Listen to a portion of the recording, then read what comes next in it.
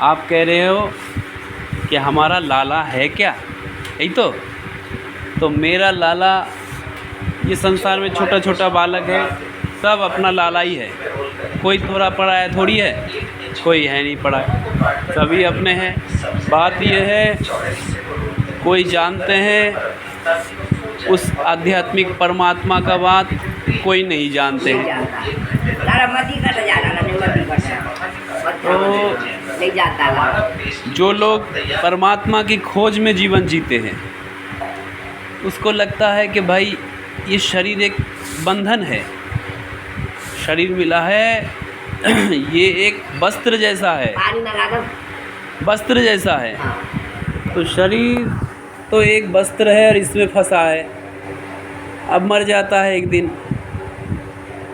तो जब मर जाता है तो अब और बंधन में इसको बांधूं कि बंधन खोलूं, जन्म मरण का बंधन काटूं या बंधन और बांध लगाऊं, गांठ लगाऊं।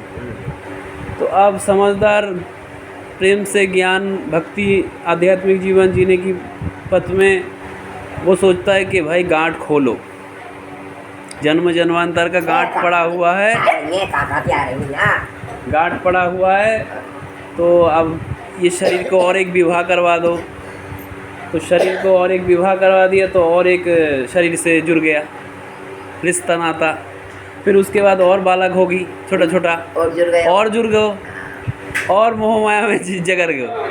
तो अब ये क्या है, अब मोक्ष प्राप्ति के लिए, परमात्मा की वास्तविकता जाग उठाने के लिए जो साधना था, ध्यान धारणा था, वो नहीं हो पाएगा।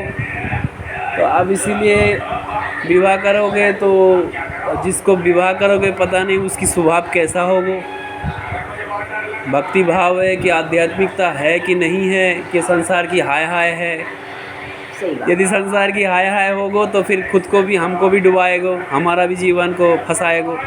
इसलिए विवाह मानव जीवन का उद्देश्य नहीं होता है। उद्देश्य ये है कि परमात्मा की प्राप्ति के लिए जीवन जियो, अच्छाई के लिए।